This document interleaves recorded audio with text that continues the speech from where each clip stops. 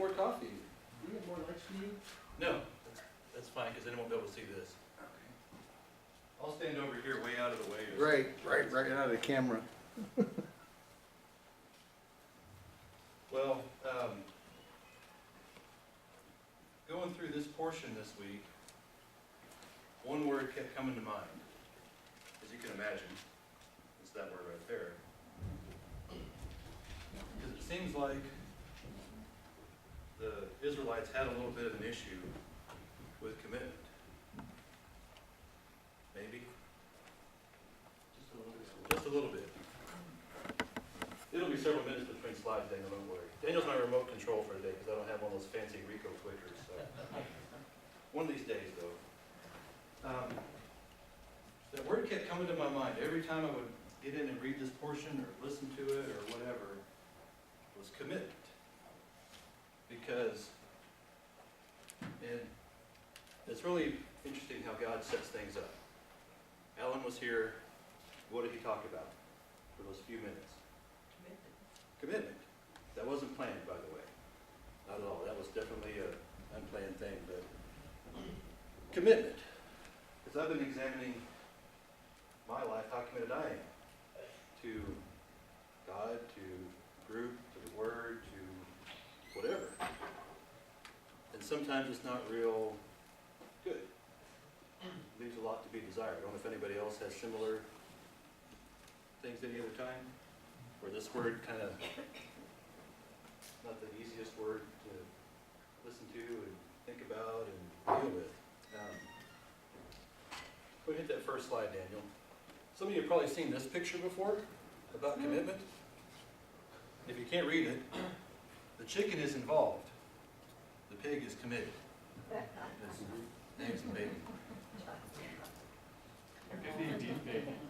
That could be turkey bacon, exactly. That could be turkey bacon. But then the turkey's still committed. The turkey is committed. I should have done a little edit on that, right? Mm-hmm.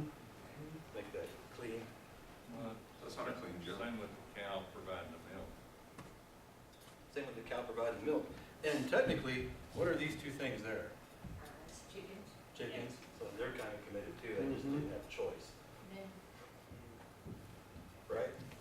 So commitment for us, I mean, we kind of get thrown in a frying pan every now and then. All right, me and Mel, good, and Gabriel. All right, somebody else is with us who understands these things. I'm going to leave that up there for a little while. Basically, what I want to talk about is commitment. These guys, as we read about last week, have had a lot of really difficult circumstances. Would you agree? Yeah. They've left their comfort, they've left their security, the stuff they know, they've left their homes, and they've been sent out into the wilderness. They don't know where they're going, what they're doing. But to this point, to today, to chapter 13, they've been following the cloud. We talked about that last week. When the cloud moves, go. Don't wait for it to go and stop and then catch up to it. Go. So they've been somewhat committed. Maybe, I don't know. But they've been, They were pretty committed, because they kept going. They kept going. And they've seen all these things and given God all these tests that we've seen in the last several chapters. Whining and complaining and griping and moaning, which is really a good thing that we don't do any of that kind of stuff, right? Yeah, right. I don't. Don't complain. No. Never do I complain. Man, I wish I didn't complain. Okay.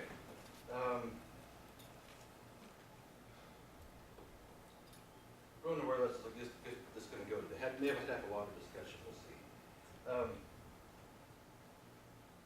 So we get a list of names, and I started to kind of go through and try and find out what all these names meant. There's a lot of duplication and stuff like that. Kind of an interesting study. I suggest you do that. Look at the names. The names mean something. And they all have a similar theme to some extent, except for Caleb. Means dog.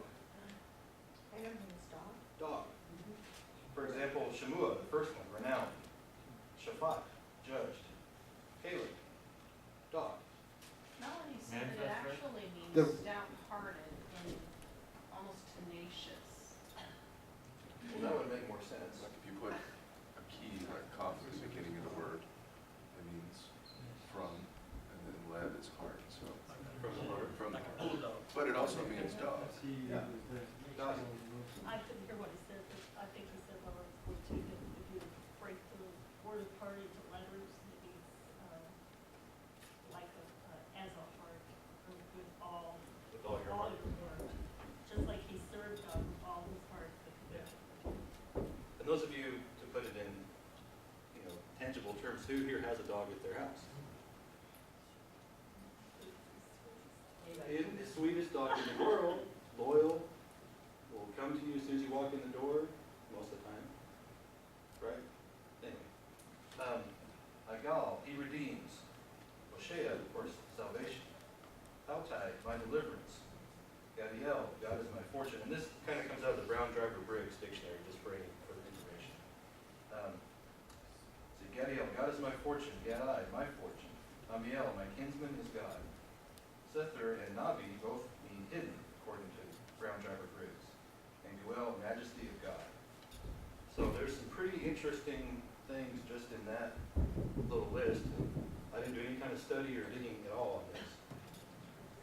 One just real interesting thing that you heard is Sator from the tribe of Asher is the only word in the Tanakh that adds up to 666. Really?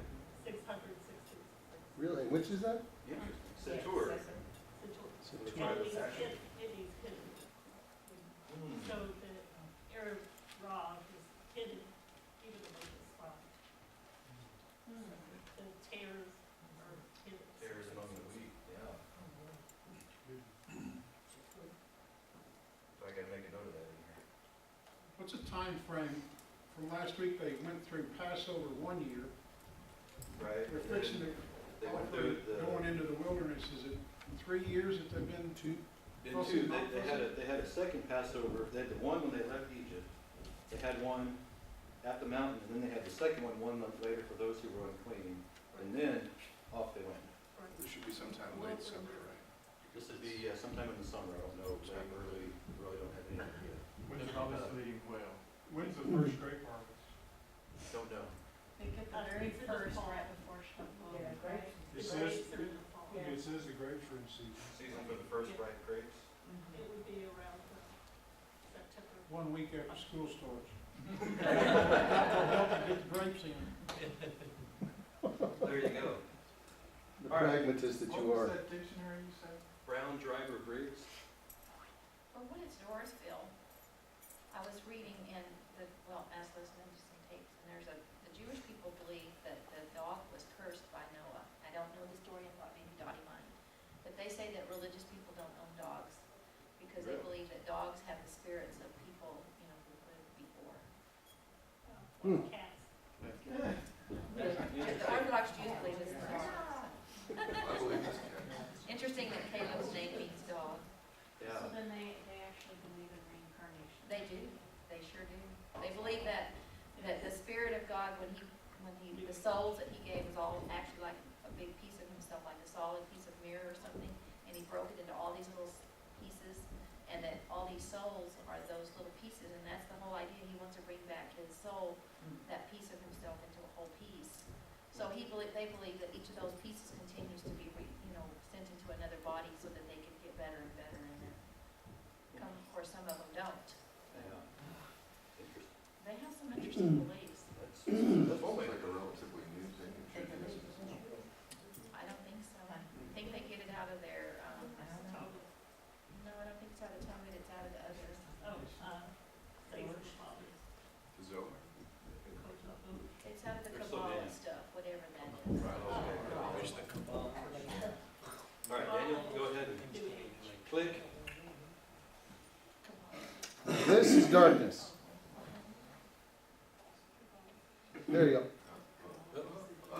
Why? Oh, you know what? I had it covered. Hold on. One moment.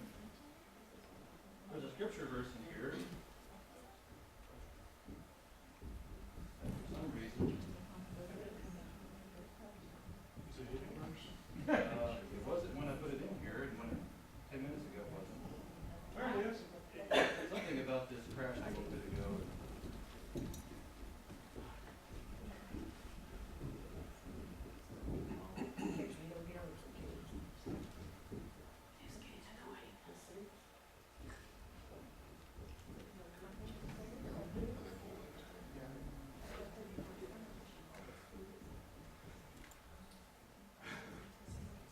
feel while you're doing that? Yeah. That music that started out with on that first song, the Waller family, okay? Eric's visited with them, and they've got an impressive testimony. Ministry in I bet. Tennessee, Oklahoma, wherever they're all scattered out at. Oh, really? Oh, cool. And what's the name, honey, of the video that features that family with the betrothed? It's that same family. Yeah, it's pretty cool. Josh did one that, I believe, that's a really good song, it's on YouTube. We watched that. That's what we started with today. That's what he's referencing. Oh, is that video. that's a good one. That's what we started with today, so, yeah. Okay. Commit your way to Yahweh, trust in him, and he will do this. He will make your righteousness shine like the dawn and justice of your cause like the noonday sun. So an encouragement to be committed. Okay, go ahead and go to the next slide. Okay, Can I add this in real quick? please do. The children of Israel committed their ways into just exactly the opposite. Exactly. And so, the same thing, of course, true for them. They were committed to murmuring. And they were really good at it too. They really did. Because what does the word say? If you're not for me, you're, doesn't give a lot of. Good at it or middle really ground. bad at it? Exactly, good at it, really bad at it. This is one of probably 20 different maps that show the Exodus route. Many of you have probably seen one that has a route coming down here and Mount Sinai being here. Go to the next slide real quick, Daniel. We'll kind of go back and forth a little bit. Like for example, this one shows coming down Sukkot being down here. That before had Sukkot up here. One has Sukkot over here. One has Sukkot, I think, down here somewhere. But this one, all the way down, Pi Hahiroth, Migdol, Etham are all down here. And this would be the point that they crossed the Red Sea, whereas we've typically been told it's like way up here, or over here, or over here.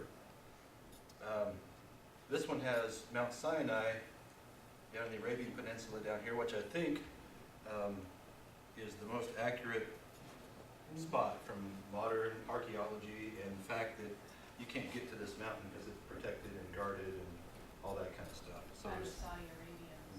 yeah, the Saudis have this mountain locked down. Is that the one that the colonists are supposed to get movie out? I think that's the one. Supposedly the mountain's burnt. I bet it is. All right, so what I kind of wanted to do was just kind of set the scene a little bit, so we kind of know where we are. We've gone down, come across, and we're somewhere up in, well, see this map has Kadesh Barnea here. The other one had it out here. I've seen one that had it over here. So, needless to say, any map you look at might be 100% accurate. Any map you look at might be 100% wrong. Any might have a little bit of this, a little bit of that. So, since nobody who drew these particular maps were there, and we're just going off of downstream interpretations of the word, you can't rely 100% on it and say, well, so-and-so said this. Unless you can go back and test it and verify it, which is apparently hard to do. Right to that last slide, Daniel. One before? Before, yeah, one before. You see, there's Pi Hahiroth, Migdol up here. On the other map, they're down here. So just some food for thought. There's Sukkot way up here. On the other map, it's down here. Etham on this map is here. The other map, it was down here. You see, where's Kadesh Barnea on this map? It was over here somewhere. It's going to be about in there. But, okay, next slide, Daniel. We'll just stick on this one, not that one. Back up. There we go. We gotta get a clicker. All right, so we're about in this area somewhere. We're gonna be in this area somewhere, right? At the beginning of chapter 13. All right, now go ahead and go to the next one. Wait, hold on just a second. Back up one. Did you get a picture? I don't miss it. All right, go ahead.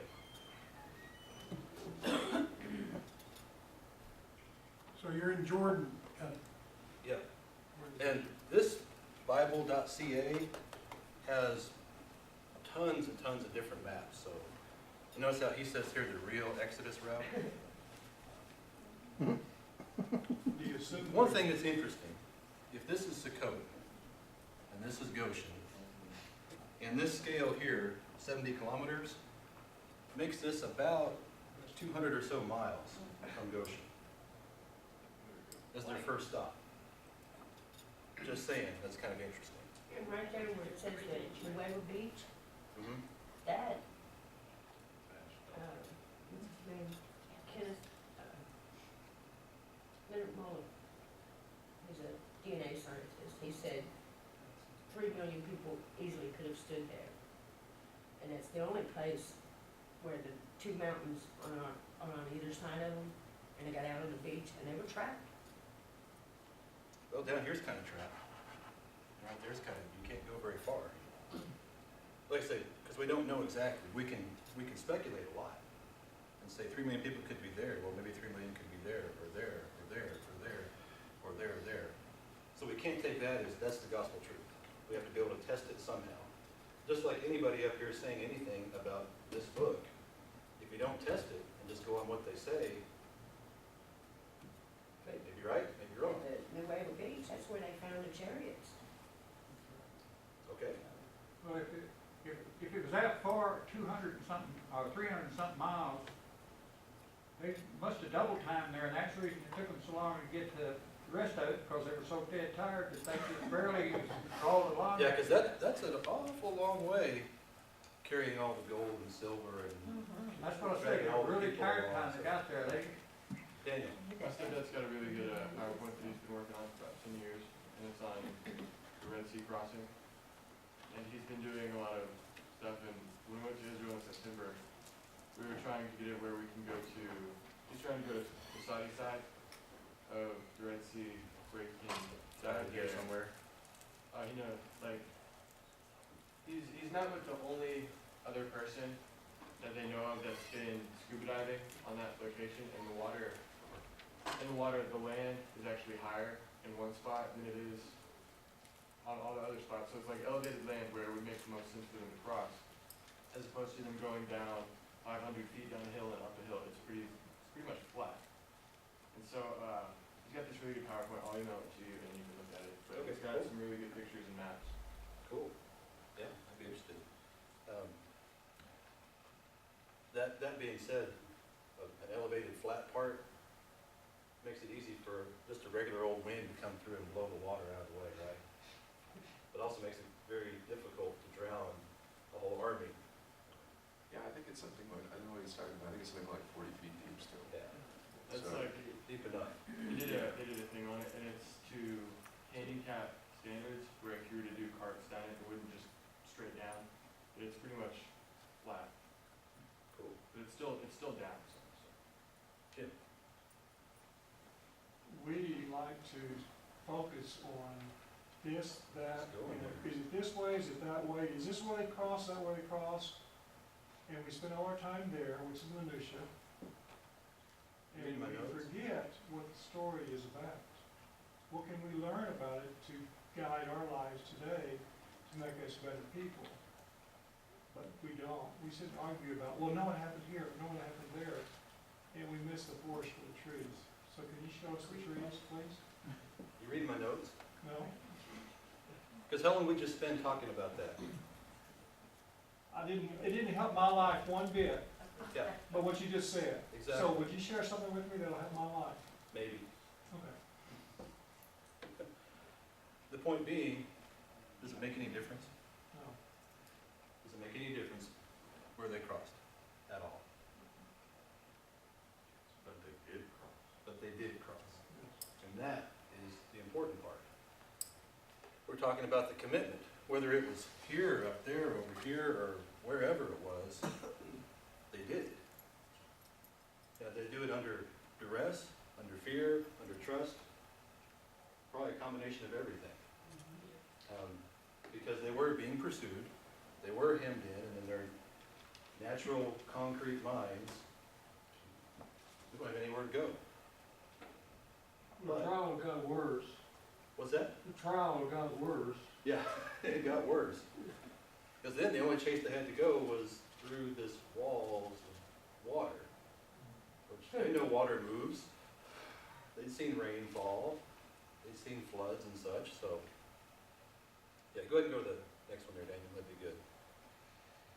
So the instructions that Moses gives,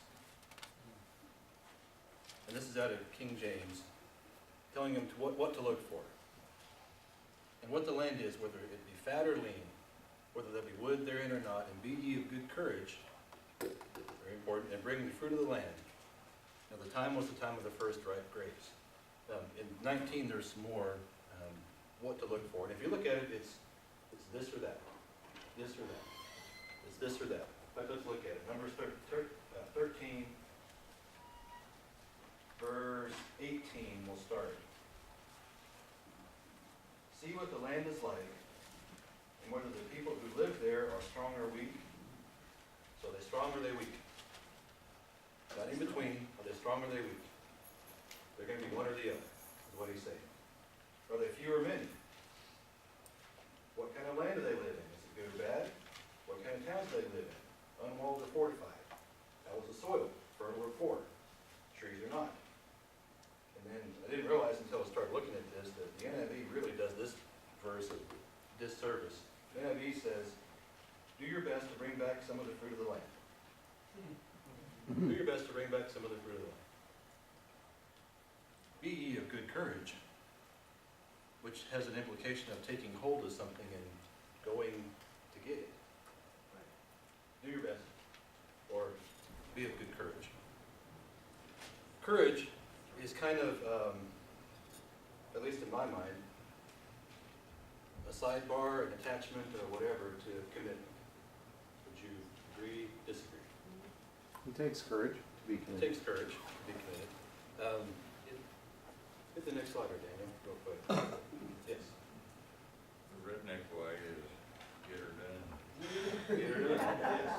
Well, isn't it really interesting, though, the parallel there of what the instruction was to those spies going forth, and the instructions to Joshua when they entered the land? Yes. Yeah, that's why I brought that up, because I knew somebody would make that connection. Be strong and of good courage is what it says to Joshua. Yes. Be of good courage and bring back the fruit of the land. Okay, go ahead, Daniel. David said something very similar to Solomon before he dies. That's right, yeah. All right, so see, this map has Kadesh Barnea way out here. The other map had it over here. Like I said, doesn't matter. Just kind of a real grainy picture of, they were kind of headquartered here and went out all the way up to Hamath, or to Rehob, approaching Hamath. And how long were they in the land? 40 Like, days. 40 days. And who was there, spying it out 40 days? It was Joshua, yeah. Joshua and The leaders of the 12 tribes. the leaders of the 12 tribes, which struck me. Wasn't until reading it, it's just like one of those duh kind of moments. I always say, and I'm wrong, out of 603,550, two got in the promised land, right? No. All right. No, they're all the 12 got in the promised land. only two got to go back. Yeah. Because these 10 guys, they were in the promised land. Yeah, of the ages over 20. Of the ages over 20. Yeah. Well, and Eleazar and Ithamar also got to go into the land. Yeah. Well, they were part of the priesthood. Priesthood wasn't counted in the 603,550. Because they were an extra 20, whatever, thousand, so just the thing I had to get in my head that, well, 10 of these guys got to go in for 40 days and see the land and what it was. See how good it was. But, as we read a little bit further on here, in verse 27, what did they say? They gave us this account. We went into the land to which he sent us, and it does flow with milk and honey. Here is its fruit. So they answered some of the questions that Moses had asked. It's good. But the people who live there are powerful, and the cities are fortified and very large. We even saw descendants of Anak there. The Amalekites live in the Negev. The Hittites, the Jebusites, the Amorites live in the hill country. The Canaanites live near the sea and along the Jordan. So, where was their focus? On the people going back to Egypt. Yeah, eventually going back to Egypt. Natural physical. Natural, physical. When they knew, God said, go, this is your land. You're gonna take it. They were in it for 40 days. And what did they see? Well, here's the fruit. But, They saw every possible challenge that they could have rather than every possible reward they could have. exactly. Like Eddie, you were saying, they were committed to the spirit of grumbling. They continued when they went in to spy out the land. You just like, right? Yeah, Hebrews 4. They didn't get in because they didn't mix with faith. You know, they went in, followed the instructions, answered the questions, but didn't believe that God would do what he said he would do. The way I think about it is, if you were to take 1 million strong Americans, stick them in the desert, they've been so accustomed to their houses, their air conditioning, all this great stuff. They've seen the Egyptian army, which was probably really, really mighty, get crushed by the ocean. They have this pillar of fire by night, this cloud by the day. And all the people around them know that too, so they're probably really afraid of them. So when you've got a really strong people and a people who are really afraid, discouraging people is a really big battle tactic. If the people are discouraged, they fall easily. Yeah. So they're so committed to their grumbling and complaining, they're just on the negative. Think about Pharaoh when the Israelites were growing in number. You know, he's Pharaoh. He's got the mighty army, yet what was he worried about?